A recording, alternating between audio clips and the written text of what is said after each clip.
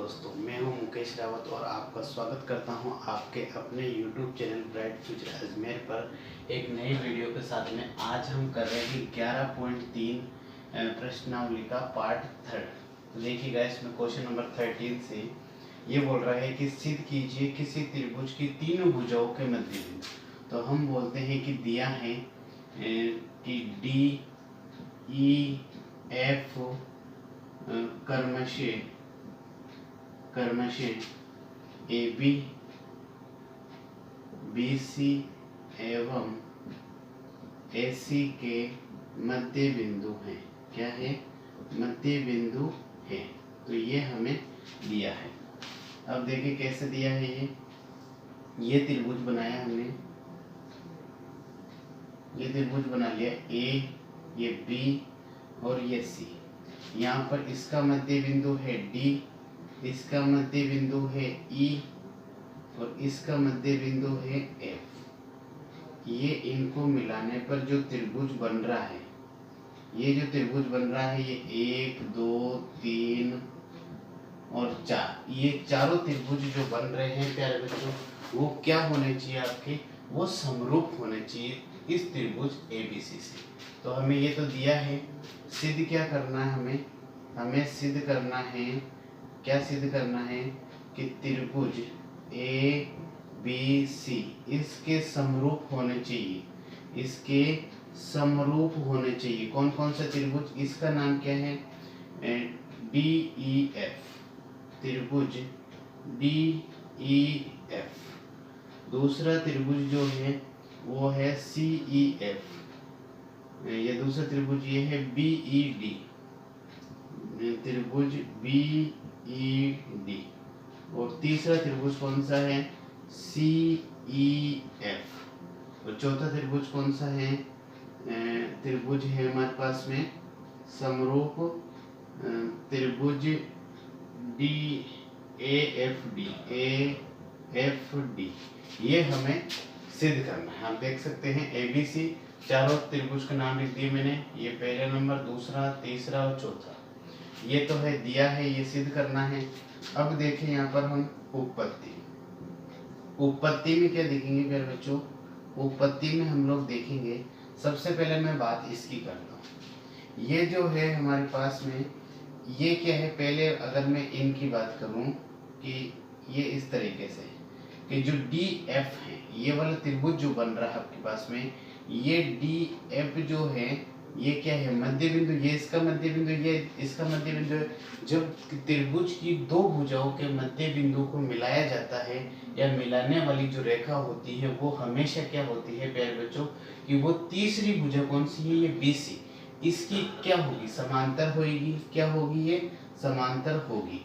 तो हम लिखते हैं कि जब दो भुजाओं के मध्य बिंदु को जब मिलाते हैं तो वो भुजा जो है क्या होगी? यहाँ पर डी एफ जो है वो समांतर होगा। किसके होगा? बी सी के समांतर होता है। और डी एफ जो है वो क्या होगा? आधा भी होगा। किसका? बी सी का। किसका होता है? बी सी का आधा होता है। तो और ये किससे हुआ? ये दोनों ही चीजें जो है ये है प्यारे बच्चों बाई एम पी टी, यानी मिड पॉइंट थ्योरम, या हिंदी में बोल सकते हैं मध्य बिंदु प्रमेय। क्या बोल सकते हैं? मध्य बिंदु प्रमेय से हम ऐसा कह रहे हैं कि ये त्रिभुज जो रहती है, कोई भी त्रिभुज होता है उसकी दो भुजाओं के मध्य बिंदु को जब मिलाया जाता है तो वो किसी तीसरी भुजा, जो त्रिभुज की तीसरी भुजा कौन सी है? बीसी, उसके समांतर भी होगी और उसके आधी भी होगी। अच्छा, इसी तरह से यहाँ पर हम बात कर रहे हैं कि जो ई है वो किसका मध्य बिंदु है? बीसी का। तथा ई जो है वो किसका है? बीसी का मध्य बिंदु है। किसका मध्य बिंदु है? बीसी का मध्य बिंदु है। जब बीसी का मध्य बिंदु है, इसका मतलब ये हो गया कि बीई बराबर, बीई जो है बीई बराबर ईसी, ऐसे बोल सकते हैं। और ये बीई है, ये क्या होगा? पूरी वाली का क्या होगा? आधा होगा। यानी मैं इसको बीई बराबर, जितना बीई है उतना ही ईसी। तो मैं इन दोनों को ऐसे लिख सकता हूँ ये पहले ऐसे लिख रहा हूँ, बी ई जो है वो हाफ होगा किसका, आधा किसका है, इस पूरी लाइन का, बी सी का। एक बात तो ये लिख रहा हूँ, एक इधर लिख रहा हूँ कि जो ई सी वाला है ये भी क्या होगा, हाफ होगा किसका, बी सी का। यहाँ तक दिख रहा है आप लोगों को, तो ये आप नोट कर सकते हैं। इसके बाद में आप फिर बच्चे आप देखेंगे कि जैसे कि मैं इसे यदि समीकरण 1 देता हूँ, क्या देता हूँ, इसे समीकरण 1 देता हूँ, इसे समीकरण 2 देता हूँ और इसे समीकरण 3 देता हूँ, तो आप इससे प्यारे बच्चों ये देखेंगे समीकरण 1 और 2 से, देखो ये हाफ बी सी इधर है, हाफ बी सी, जब ये दोनों साइड बराबर है तो ये दोनों भी बराबर होगा, क्या होगा, डी एफ बराबर बी ई, क्या होगा, बी ई। तो मैं यहाँ पे लिख सकता हूँ समीकरण 1 व समीकरण 2 से क्या लिख सकते हैं कि जब ये दोनों साइड हाफ बटा हाफ बी सी ये राइट साइड में है, ये दोनों बराबर है तो ये लेफ्ट साइड भी बराबर होगा, मतलब जो डी एफ है वो किसके बराबर होगा, बी ई के, क्या होगा, बी ई के। और दूसरी बात है कि जब ये देखो ये रहा डी एफ और ये किसके बराबर है, बी ई के, और इसी तरह से हम ये कह रहे हैं कि ये जो है ये क्या है, ये साथ में डी एफ जो है समांतर भी है बी ई के, क्या है, समांतर। जब कोई भी भुजा, जो भुजा समांतर है इसके और वही भुजा बराबर है, तो इसका मतलब ये हो गया कि ये जो आकृति आपको दिख रही है ये आकृति कौन सी है, समांतर चतुर्भुज की है। कौन सी आकृति है ये, समांतर चतुर्भुज। इसका मतलब ये हो गया कि बी ई एफ डी क्या हो गया, अतः बी ई एफ डी एक क्या है, समांतर चतुर्भुज है, क्या है, समांतर चतुर्भुज है, क्या है ये, समांतर चतुर्भुज है। अच्छा, हम लोग समांतर चतुर्भुज से ये जानते हैं, समांतर चतुर्भुज की प्रॉपर्टी ये कहती है कि इसके आमने सामने के कोण मतलब सम्मुख कोण, इसका 1 नंबर कोण और ये 2 नंबर कोण जो होंगे वो क्या होंगे, आपस में बराबर होंगे, क्या होंगे, आपस में बराबर। इसका मतलब ये हो गया एंगल 1 बराबर एंगल 2। ये हमने कह दिया आपको, ये कौन सा समीकरण मान सकते हैं, अब इसे 4, ठीक है। इसी तरीके से मैं यहाँ पर लिख रहा हूँ कि समीकरण, यहाँ लिख रहा हूँ समीकरण 1 व समीकरण 3 से, तो आप 3 से देख सकते हैं। समीकरण 1 है हमारे पास में राइट साइड में हाफ बी सी, इधर भी राइट साइड में हाफ बी सी, ये दोनों साइड इक्वल हैं तो ये दोनों साइड भी इक्वल रहेगी लेफ्ट वाली, मतलब डी एफ जो है ये डी एफ ये किसके बराबर होगा, ई सी के, ये इसी साइड के बराबर होगा। और इसको मैंने मिला दिया, जब ये देखो ये आकृति भी कौन सी बन रही है, समांतर चतुर्भुज की बन रही है, क्या बन रही है, समांतर चतुर्भुज की बन रही है। तो मैं इसमें डी एफ बराबर क्या हो जाएगा, डी एफ बराबर क्या हो जाएगा हमारे पास में ई सी, और ये साथ में क्या है, डी एफ समांतर भी है ई सी के, तो हम लिख सकते हैं कि अतः ये कौन सी आकृति हुई हमारे पास में, ई सी एफ डी, क्या है, ई सी एफ डी एक क्या है, समांतर चतुर्भुज है, क्या है ये, समांतर चतुर्भुज है, समांतर चतुर्भुज है। तो इसका मतलब ये कह सकते हैं इसमें भी जो होगा वो क्या होगा, ये कोण के नाम है 1 और 2, इसमें भी क्या होगा कि जो समांतर चतुर्भुज के सम्मुख कोण है, मतलब ये वाली लाइन इसमें नहीं आ रही है फिलहाल, ये जो कोण है 3 नंबर और ये जो कोण है 4 नंबर, ये दोनों क्या होंगे, बराबर होंगे, क्या होंगे, बराबर होंगे। क्यों होंगे, क्योंकि ये सम्मुख कोण है। कौन से कोण है, सम्मुख कोण। इसको समीकरण 5 के दिया, ठीक है, सम्मुख कोण आप याद रखिएगा। अच्छा, अब आप देख सकते हैं इसके अंदर कि अब हम इसको समरूप सिद्ध करते हैं, तो उसके लिए प्यारे बच्चों हम एक चीज लेके चल रहे हैं। देखो, एक तो त्रिभुज लेके चलना है हमारे को, कौन सा, इसे सिद्ध करने में है एबीसी, तो आप लिखेंगे कि अब क्या लिखेंगे, अब त्रिभुज ए बी सी तथा दूसरा त्रिभुज कौन सा लेके चल रहे हैं हम, ये वाला लेके चल रहे हैं, ये बीच वाला, इसका नाम क्या है हमारे पास में, D E F, D E F. अभी देखो नाम जो है वो सेट नहीं है, नाम जैसे सेट होता है मैं बताता हूँ, ए बी सी और ये, तो इन दोनों के कोण समान होने चाहिए। देखें अगर इसका कौन सा कोण है, बड़े वाले त्रिभुज में कौन सा कोण आ रहा है, कोण नंबर बोल रहा हूँ मैं, 1 नंबर आ रहा है ना बी, बी इधर कौन सा नंबर पर आ रहा है 2, इसके ये 1 किसके बराबर था 2 के, तो ये जो है 2 नंबर पे एफ आ रहा है, नहीं आ रहा, देखो इधर नहीं आ रहा। इसका मतलब ये हो गया कि मुझे यहाँ पर ऐसे कर दूं कि एफ ई डी, क्या कर दूं यहाँ पर, सॉरी यहाँ पे ऐसा कर देता हूँ ई एफ डी, क्या कर देता हूँ ई एफ डी। तो देखो यहाँ पर क्या हो गया कि इस बड़े वाले त्रिभुज का तो बी कोण, और ये देखो बी 2 नंबर पर है, और इस छोटे वाले त्रिभुज का कौन से नंबर का है, 1 किसके बराबर है 2 के, तो इसमें 2 कौन से नंबर पर आ रहा है 1 पे, तो इधर भी देख लो दूसरे नंबर पे एफ आ रहा है, इधर दूसरे नंबर पर बी आ रहा है। इसका मतलब मैं इसमें कह सकता हूँ कि एंगल 1 बराबर एंगल 2, ये लिख दो मैं समीकरण 4 से, किससे, समीकरण 4 से ये लिख रखा है।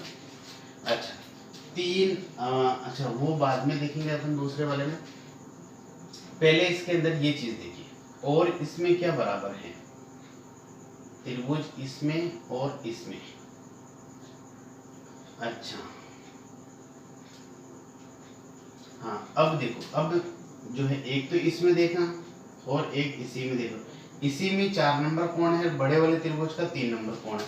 अब देखो बड़े वाले त्रिभुज में 3 नंबर कोण कौन से नंबर पर आ रहा है, 3 नंबर पे आ रहा है सी पे, तो मतलब एंगल 3 बराबर, इसमें तीसरे नंबर पर क्या आना चाहिए, डी आना चाहिए, तीसरे नंबर पर देख लो डी आ रहा है, मतलब सी और डी बराबर है, तो सी कितना 3 नंबर और डी कितना 4, 3 और 4 बराबर है क्या, ये रहा, तो ये हो गया समीकरण एंगल 3 बराबर एंगल 4, ये किससे है, समीकरण 5 से, ठीक है। अब ये क्या हो गया एंगल एंगल, तो हम लिख देंगे एंगल एंगल नियम से, ये क्या हो जाएंगे कि दोनों त्रिभुज जो है ए बी सी समरूप होगा त्रिभुज ई एफ डी के। अच्छा ये तो हमारा समरूप हो गया, ये एक त्रिभुज तो समरूप हो गया। अब आप देख रहे होंगे कि ये क्या था हमारे पास में, ये हमने बताया था कि बी ई एफ डी एक समान चतुर्भुज है, और ये जो डी ई है ये विकर्ण है, जितना त्रिभुज ही है उतना ही है, क्योंकि विकर्ण समान चतुर्भुज को 2 भागों में बांटता है, तो जितना ही है उतना ही है।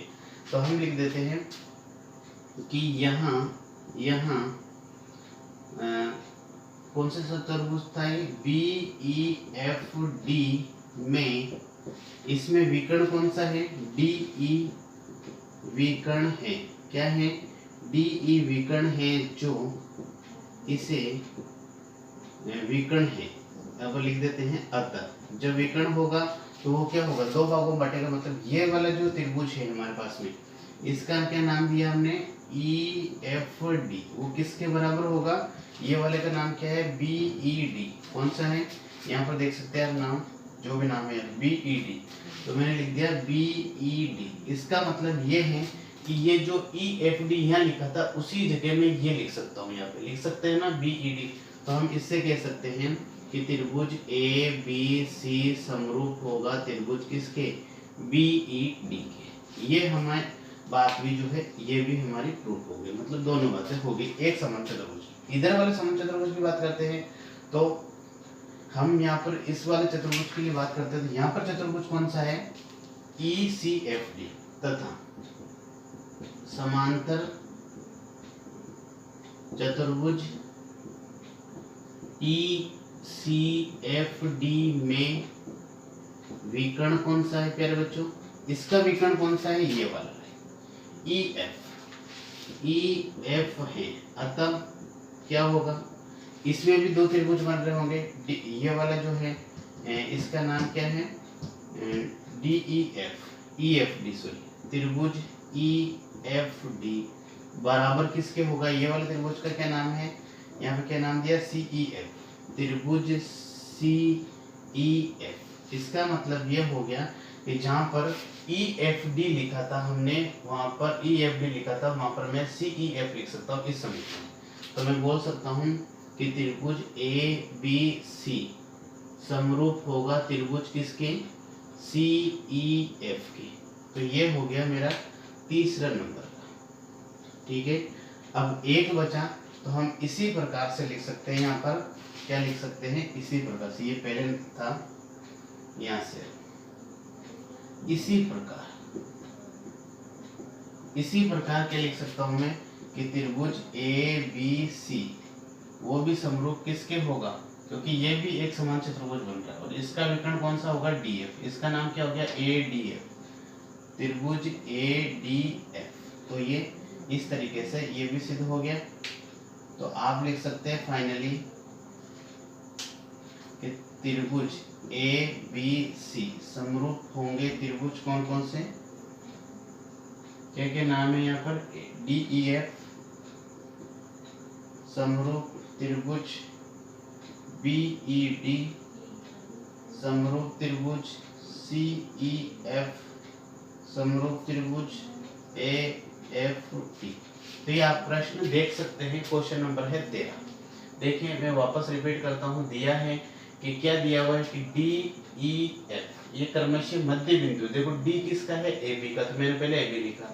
ई किसका है, बी सी का, तो मैंने बी सी लिखा। ये किसका है, ए सी का, तो मैंने ए सी लिखा। ये सिद्ध करना है। ये मूल त्रिभुज ए बी सी है, छोटे छोटे त्रिभुज बन रहा है, उनका नाम लिख दिए। उत्पत्ति क्या है, सबसे पहले मैंने दोनों लाइनें हटाई, इस चीज को देखा मैंने, इस डायग्राम को सिर्फ देखा कि ए बी सी और यहाँ पर डी और ई एफ है। ये 9th क्लास के अंदर भी है मिड पॉइंट थ्योरम। तो देखिए जब ये होती है तो ये क्या होता है कि इसके समांतर भी होती है, इसका आदि भी होती है। समांतर भी है, आदि भी। डी एफ किसकी आदि है, बी सी की आदि है, ये लिखिए। इसी तरह से जो ई है वो बी सी का मध्य बिंदु है, तो इसका मतलब ये हो गया कि ये वाला हिस्सा बराबर है। तो बी ई जो है पूरी का क्या है, आधा है। मतलब ये हो गया कि जैसे बी सी 10 है, आपको समझाता हूँ, जैसे बी सी 10 है तो ये कितना है, 5 है। तो मैं लिख सकता हूँ 10 का आधा है, तो मैंने ये लिखा बी सी का आधा है। बी सी मतलब 10 का आधा कितना हो गया, डी एफ हो गया। अच्छा, ये मध्य बिंदु पर में से ये मिड पॉइंट थ्योरम बोल सकते हैं आप इसको। तथा ये जो मैंने ई वाला बताया, तो इसका मतलब है कि जो बी ई है वो भी क्या होगा, बी ई जितना है 5 ही है तो 5 ही है, तो बी ई कितना हो गया, 10 का आधा, मतलब बी सी का आधा। और ई सी भी क्या हो गया, 10 का आधा, मतलब बी सी का आधा। ये समीकरण के नंबर दे दिए 1 2 3। इसी तरह से फिर मैंने क्या किया कि ये वाली जो चीजें हैं, मैं ये वाली बराबर करी मैंने समीकरण 1 और 2 को। इधर वाली चीज राइट वाले बराबर है, तो ये लेफ्ट वाली भी बराबर होगी, डी एफ बराबर बी ई। ये मैंने लिख दिया। ये समांतर भी है तो ये समान चतुर्भुज बन गया। समान चतुर्भुज के आमने सामने के जो कोण होते हैं वो बराबर होते हैं।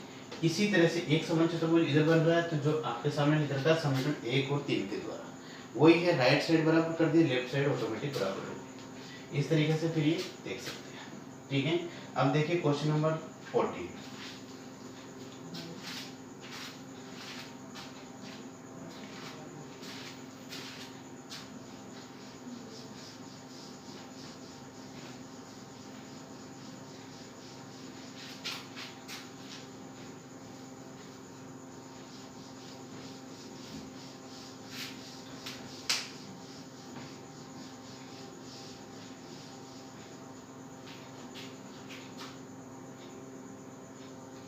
देखिए आप क्वेश्चन नंबर 14। ये बोल रहा है कि दी गई आकृति, दिया क्या है हमारे, दिया है कि ए बी लंबवत है किस पर, बी सी पर, और डी सी लंबवत है बी सी पर, और डी ई लंबवत है ए सी पर। और सिद्ध क्या करना है, सिद्ध करना है, क्या करना है, सिद्ध करना है कि त्रिभुज सी ई डी समरूप है त्रिभुज ए बी और सी के। और चित्र बना है हमारे पास में यहाँ पर ऐसे।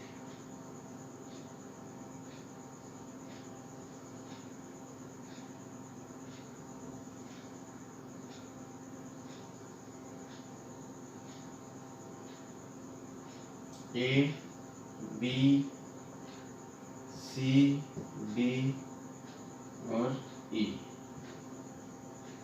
देखिए आप, देखो क्वेश्चन नंबर 14 दिया है ये। देखो ए बी लंबवत है किस पर, ये ए बी लंबवत है बी सी, मतलब यहाँ पर 90 डिग्री का कोण बन रहा है। ठीक है, डी सी, ये डी सी जो है ये लंबवत किस पर है, डी सी। अच्छा डी सी ये लंबवत इस पर है, तो मतलब ये दोनों कोण, ये वाला जो पूरा एल बन रहा है ये भी कितना है 90 है, ठीक है। और डी ई ये ऐसी लंबवत है, ये भी 90 है। आप इसको देखिएगा आप इस तरह से, जैसे कि हमें इसमें रचना, अच्छा रचना नहीं है इसमें, सबसे पहले हम ये लेते हैं इसके अंदर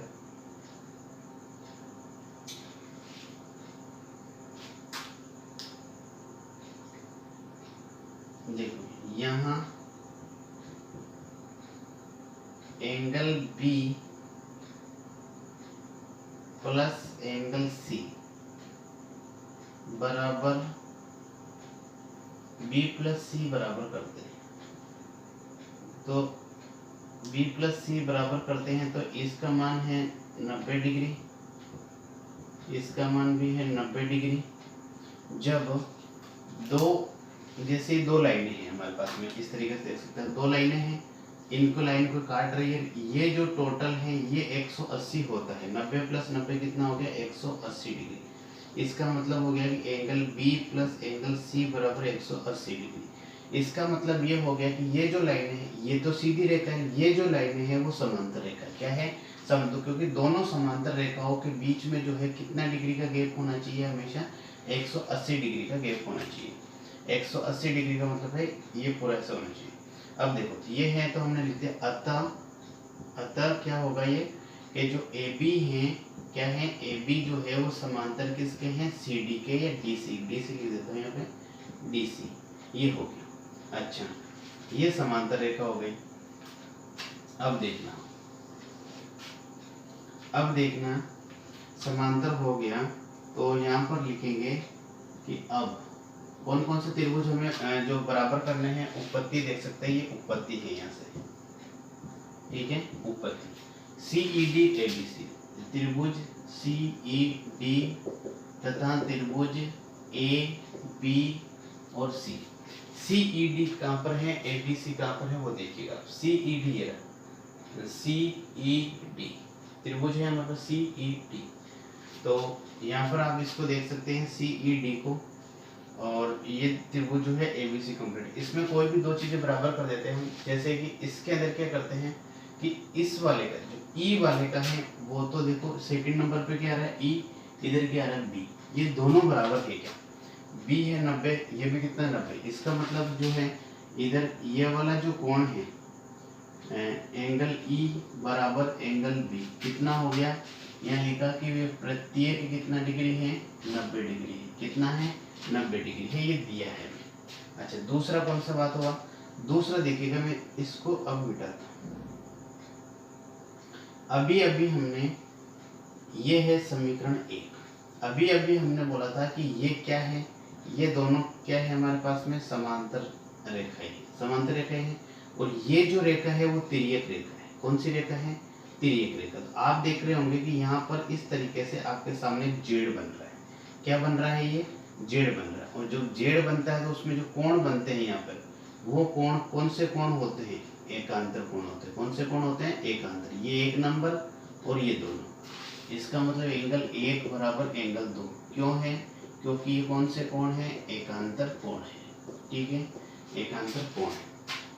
ये आप देख सकते हैं यहाँ पर समीकरण 1 से, ठीक है। जब दोनों चीजें बराबर होगी, दोनों क्या है, एंगल है, तो ए नियम से हम ये कह सकते हैं कि त्रिभुज सी ई डी जो है वो समरूप होगा त्रिभुज ए बी सी के। तो ये हमारा जो है, ये पार्ट जो सिद्ध करना था वो पार्ट हमारा यहाँ पर सिद्ध हो चुका है। हेंस देखिए आप क्वेश्चन नंबर 14, बहुत ही आसान था ये। अब देखेंगे हम लोग लास्ट क्वेश्चन है इसका 15।